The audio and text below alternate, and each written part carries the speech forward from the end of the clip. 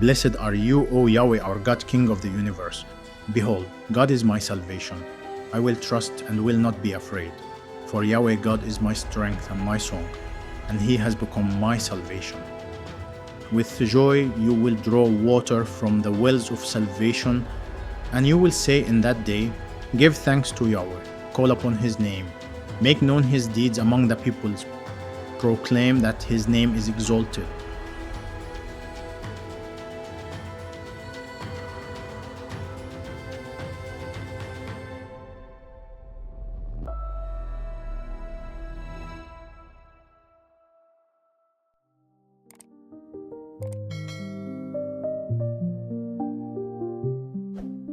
But you, Bethlehem Ephrathah, though you are small among the clans of Judah, out of you will come for me one who will be ruler over Israel, whose origins are from old. Micah 5:2. For centuries, Christians have celebrated the birth of Yeshua, but when exactly did the Messiah actually come into the world? Scholars still fiercely debate the year, and they wonder, was it around 6 or 5 BCE or closer to 3 or 2 BCE? But the answer to this hinges on two massive historical anchors. The first is the death of Herod the Great, and he was the king who tried to kill the infant Yeshua. And the second historical anchor is the mysterious census of Quirinius, which was mentioned in Luke chapter 2. One side points to Herod dying around 4 BCE, but a growing number of researchers argue for early 1 BCE, which is backed by fresh looks at the writings of Josephus and the ancient eclipses occurring during this time, as well as Roman records and the timing of Augustus's empire-wide oath of allegiance, which was accompanied by an enrollment. So today, we're going to dive into these two major pieces of historical evidence and see how they lock together with Yeshua's ministry and his crucifixion. And this will reveal the most likely window for when the Nativity took place. So if you stick around, we're going to help get this right, because it doesn't just settle a date or a debate. It actually brings the story of the King of Israel's birth into sharper and more historical focus, and it silences skeptics who would suggest that Luke was actually in error by linking it to Quirinius' census. So with that said, let's get started.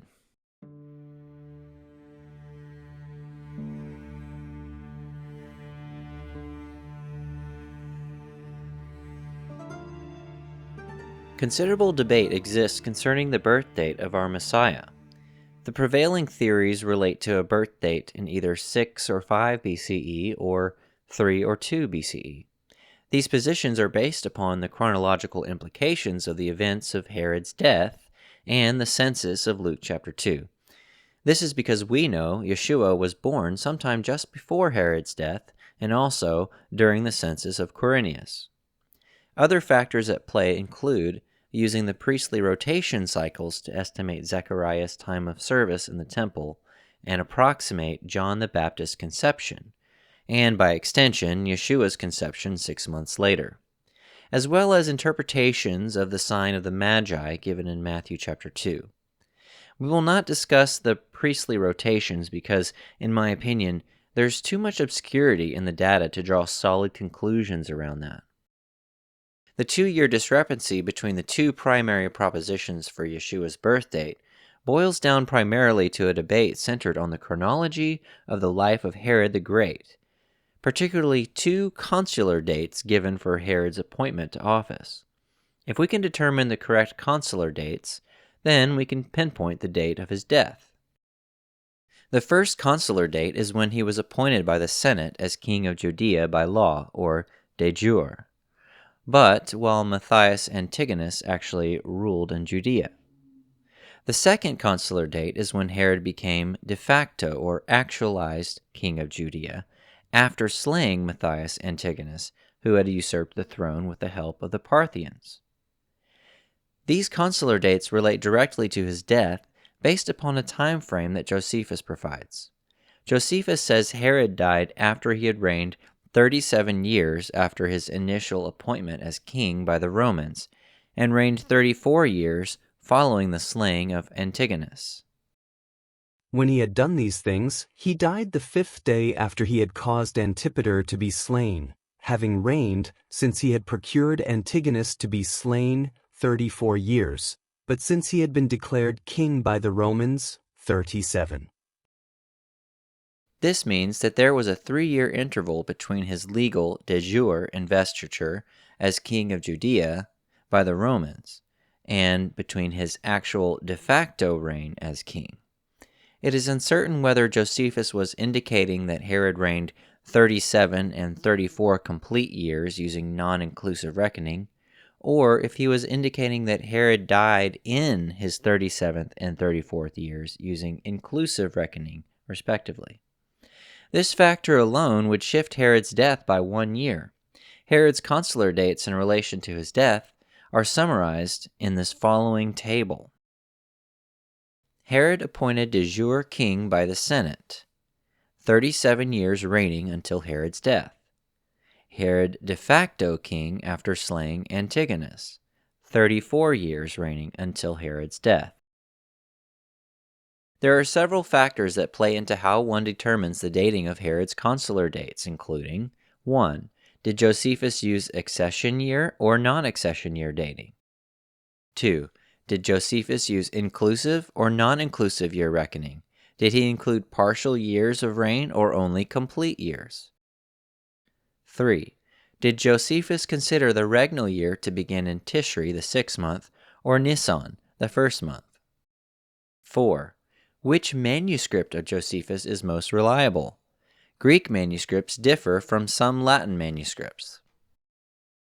Herod's death serves as an important chronological lock for dating Yeshua's birth because we know that Yeshua was born at some time just before Herod's death, according to Matthew 2:16-20. Unfortunately, there is not unanimous scholarly agreement on when Herod died. An absolute chronology from astronomical dating would be very helpful in this instance. However, the only marker available to us is a lunar eclipse mentioned by Josephus to have occurred towards the very last days of Herod's life. There are many lunar eclipses that occurred during the span of years in which Herod may have died.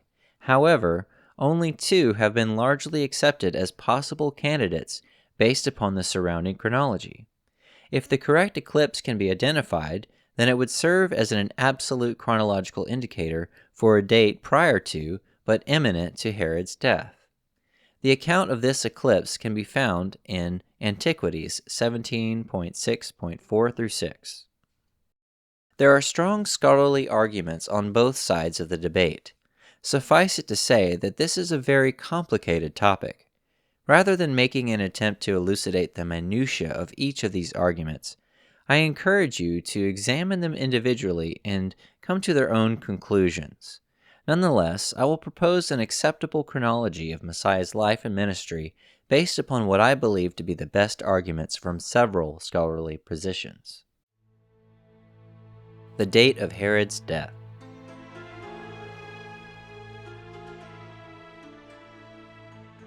The consensus view is that Herod died in 4 BCE, thus making Yeshua's birth prior to that date. This is known as the Sure chronology. Elaborations on this view are held by Bible scholars Andrew Gabriel Roth with One Faith, One People Ministries, and Rick Lancer with Associates for Biblical Research. The minority view, or Filmer chronology. The minority view is that Herod died in early 1 BCE. This is known as the Filmer chronology. Elaborations on this chronology are held by Bible scholars Andrew Steinman and Roger Young. I recommend reading these scholars' recent research provided in the footnotes to garner a more in-depth understanding of the issues involved in the dating of Herod's death. Remember that in determining the dates of the reigns of kings, it is important to distinguish which method of reckoning is being used, accession year system or non-accession year system. Let's review the regnal year reckoning systems chart.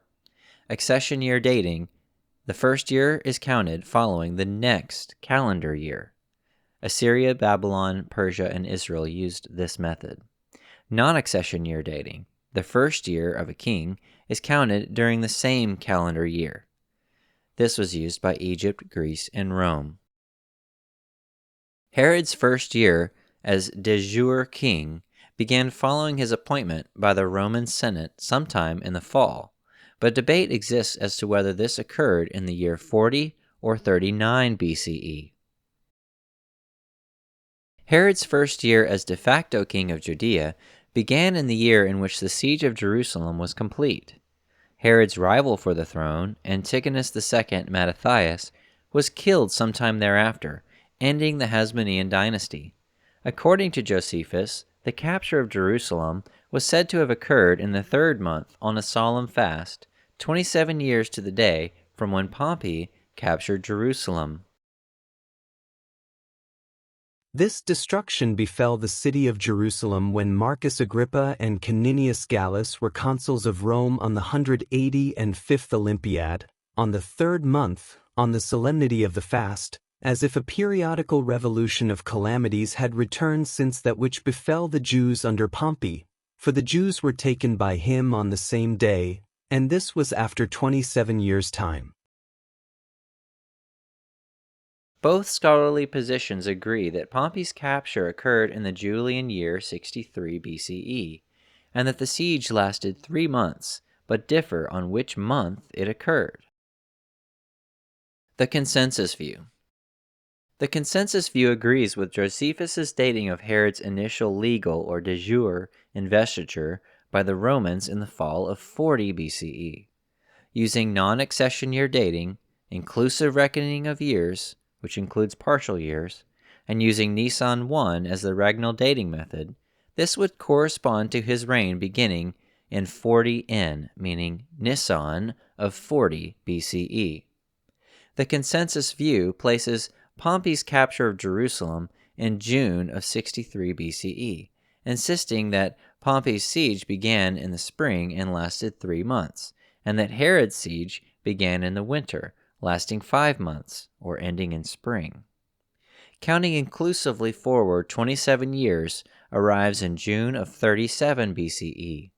Herod's first year then began on Nisan 1 of 37 BCE, using non-accession year dating, which includes his first partial year from June of 37 to Nisan of 36. This is predicated on the assertion that Herod's siege began in winter, which is interpreted to be the month of Shevat. It lasted 5 months, ending in the third month of the Jewish religious calendar Sivan.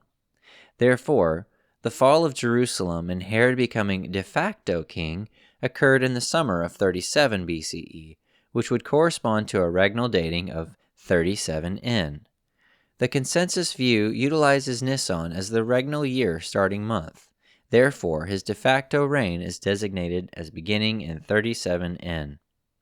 Josephus tells us that Herod and Sosius' siege of Jerusalem began when the rigor of winter was over. The month of Shevat, however, hardly seems to mark the end of the rigor of winter. Shevat corresponds to the months January and February. According to weatherspark.com, the coldest and wettest month in Jerusalem is January. The consensus view proponents are locked to Shevat because of Josephus' mention of the siege ending on a fast day in the third month, which they interpret it to be the third month of the Jewish religious calendar.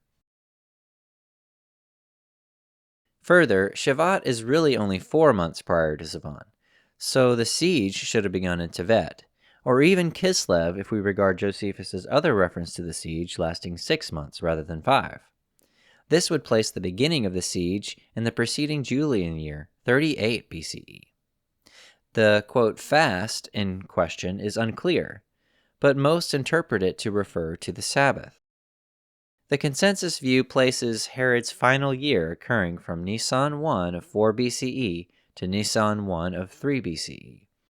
His death in 4 BCE occurred before Passover, which is Nisan 14. Therefore, he died in 4 BCE between the 1st and 14th of Nisan, This leaves very few days in which the events concerning Herod's funeral and arrangements could have been conducted. Herod's death is determined to have been on Friday, March 30th, or Nisan 2 of 4 BCE. Because partial years are counted, his death in 4 BCE after the start of the regnal year on Nisan 1 constitutes the 37th or 34th year of his reign. The consensus view places Herod's death following the partial eclipse of March 13, 4 BCE. This chart summarizes the consensus view.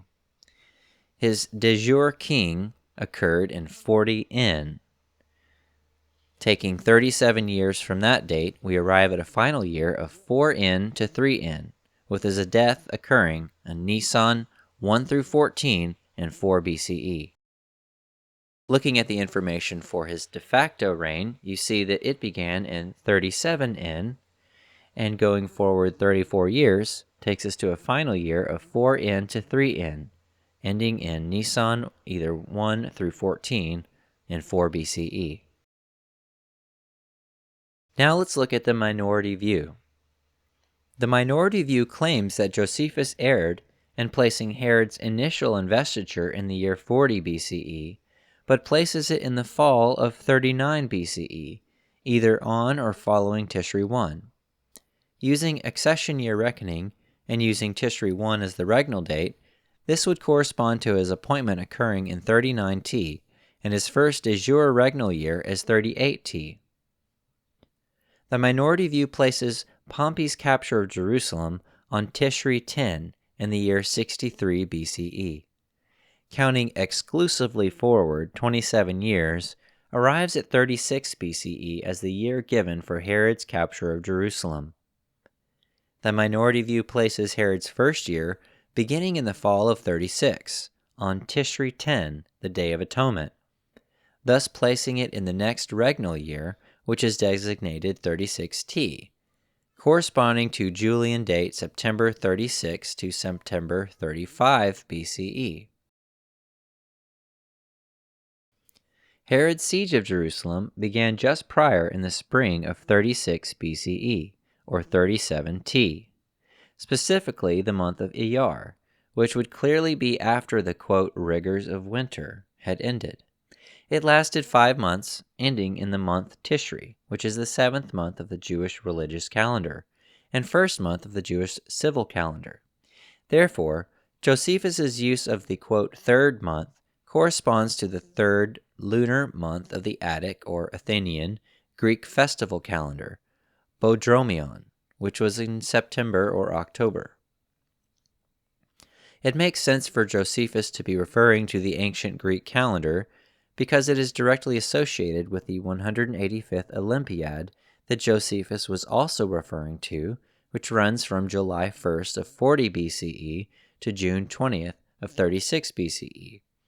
Each Olympiad is a 4-year period, beginning on a full moon shortly after the summer solstice, which occurs in late June, corresponding to the first Greek month, Hekatombeon.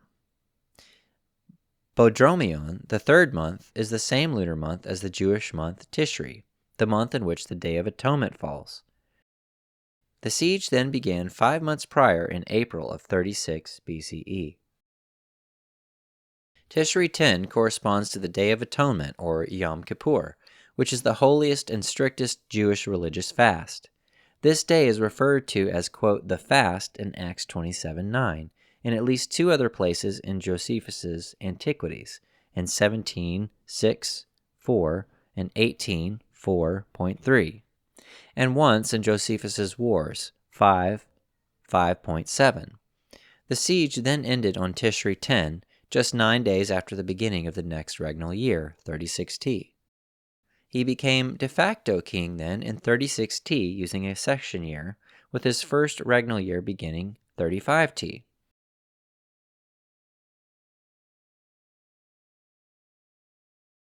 The minority view places Herod's death shortly after the full lunar eclipse of January 9 or 10, 1 BC.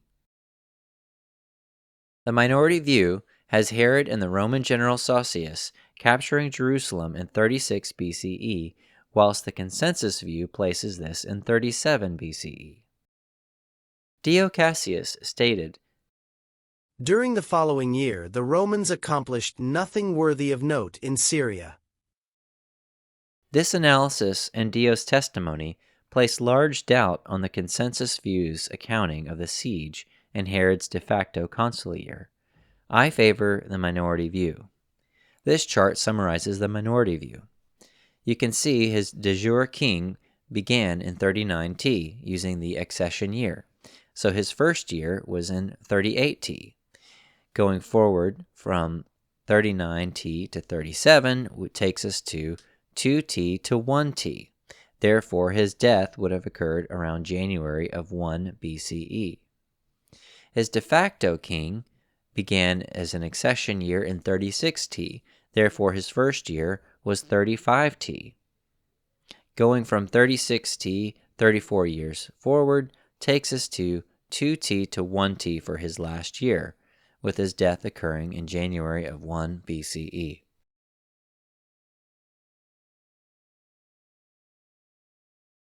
The Talmud expressly makes the claim that Nisan is the regnal dating month and that non-accession methodology is the orthodox practice. On the first of Nisan is the new year for kings. It is from this date that the years of a king's rule are counted. If a king ascended to the throne on the 29th of Adar, the month preceding Nisan, once the first of Nisan arrives, although he reigned for only 1 day, a year is counted toward his reign. His first year of rule is completed from the first of Nisan. We cannot be certain, however, that this is accurate or universally true, especially considering that scholars have now established that the Kingdom of Judah used Tishri as the regnal month and accession year methodology in the pre-exilic period. The groundbreaking work of Edwin R. Thiele in his doctoral dissertation, The Mysterious Numbers of the Hebrew Kings, established that in the pre-exilic time, the northern kingdom of Israel used the non-accession method of regnal dating and counting regnal years in the spring month of Nisan. The southern kingdom of Judah used accession regnal dating until Athaliah seized power in Judah around 841 BCE, when Israel's non-accession method appears to have been adopted in Judah. Debate exists as to whether or not Judah maintained non-accession year methodology or reverted back to accession year methodology in the Second Temple period.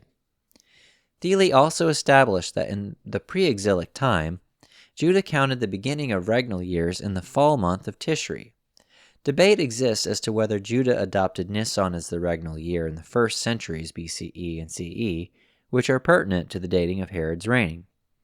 What this means is that we cannot definitively know which methodology was utilized by Josephus, nor if the methodology was consistent amongst all Jewish kings during this time. We are left to make educated guesses and then test our assumptions for consistency. Even then, there is room for error, including human error on the part of the historians like Josephus, Dio Cassius, Suetonius, Tacitus, Appian, and others.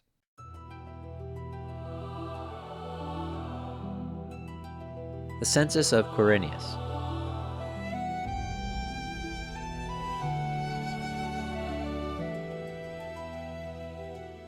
Luke 2, 1-7 informs us that Yeshua was born in the year of Quirinius' first census. His second census, which occurred in 6 CE, is referred to in Acts 5:37. Therefore, the first census occurred sometime before 6 CE. The earliest possible date for this census was 8 BCE, although there is evidence that it did not occur in Judea until sometime after 8 BCE. Considerable debate exists as to which census is being referred to. Some claim that it referred to one of 3 lustrums enacted by Augustus. A lustrum is a census for the whole empire. It was not for tax purposes, but for counting the number of Roman citizens. These occurred only 3 times in Augustus's reign, 28 BCE, 8 BCE, and 14. One possible theory is an extension of the 8 BCE lustrum applied to Judea in a year sometime between 7 to 5 BCE. Others argue that the census of concern refers to an oath of allegiance, an enrollment enacted by Augustus, approximately 12 to 15 months before Herod's death, thus sometime in 3 BCE. This preceded the Senate awarding Augustus the highest decoration, the Pater Patrae, which occurred in the silver jubilee of his supreme reign in 2 BCE. In either case, the skeptics' argument that Publius Sulpicius Quirinius did not conduct any census prior to 6 CE has been debunked thoroughly. Ample evidence exists to prove that Quirinius held positions of government prior to 6 BCE, which would enable him to administer censuses. Luke does not refer to Quirinius as governor, but as hegemon. This word denotes a leader of any kind, a guide, ruler, prefect, president, chief, general, commander, or sovereign. Although Quirinius was not given the role as governor of Syria until 6 CE, he held many other positions of service under Augustus, which are elucidated in the Lapis Venitas inscription around 4 BCE. One such position mentioned was that of Duumvir II, meaning he was co-regent twice, referring to his rulership of Syria, which occurred on 2 separate occasions. His first title was that of proconsul in 12 BCE. This chart shows the various titles of Quirinius found in the Lapis Venetius inscription, and others.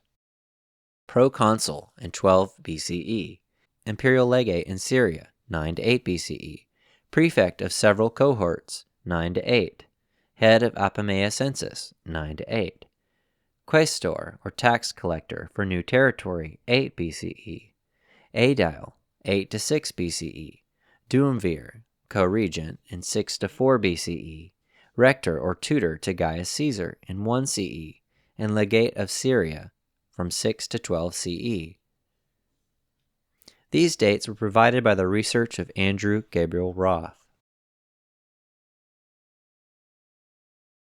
By combining the data from Herod's death and the census of Quirinius, we arrive at an approximate range from 6 BCE to 2 BCE for Messiah's birth. This chart shows where we are in this process. Messiah's birth date range based upon census of Quirinius and Herod's death.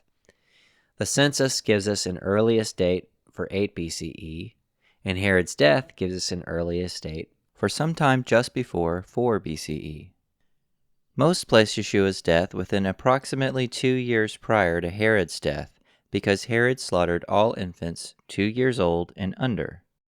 Because of this, a dating of Herod's death in 4 BCE gives us a maximum earliest date for Yeshua's possible birth around 6 BCE. The census gives us a latest date for his birth in 2 BCE, and Herod's death gives us a latest date for his birth in 1 BCE. Therefore, Messiah's birth date range goes from 6 BCE to 2 BCE. In a later video, I demonstrate how the crucifixion took place on a Friday, Nisan 14, the day of Passover.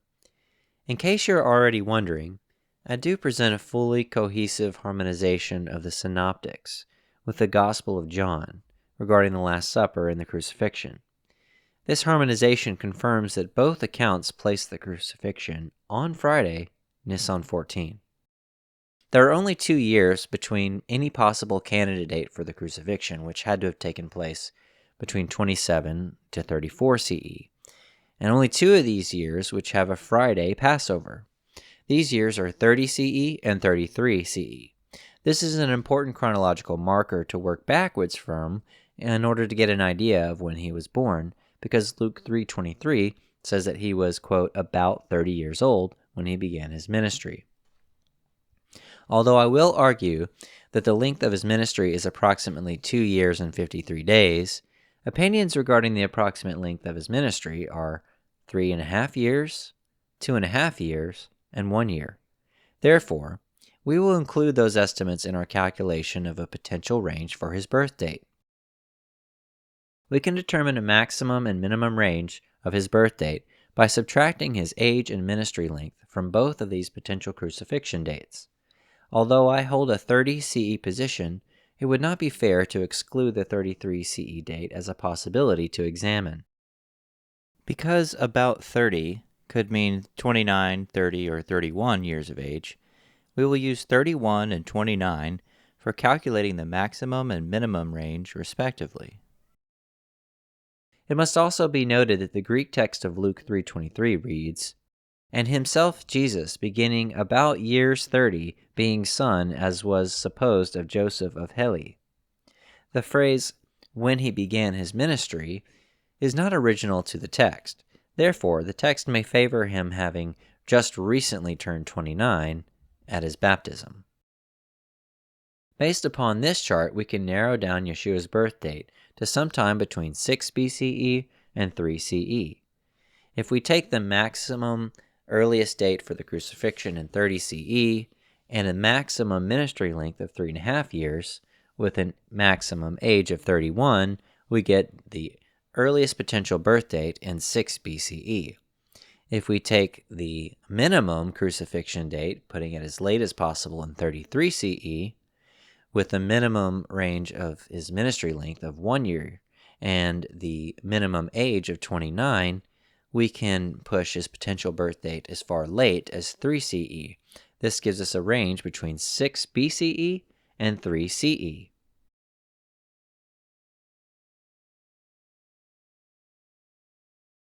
By combining the information from the two charts before, we've now narrowed down Messiah's birth date range to between 6 BCE and 2 BCE. So now we have to find the right candidate for his birth date based on other factors as well. And in the next episode, we'll take a look at that and study the Star of the Magi and see if that can pinpoint the date for us.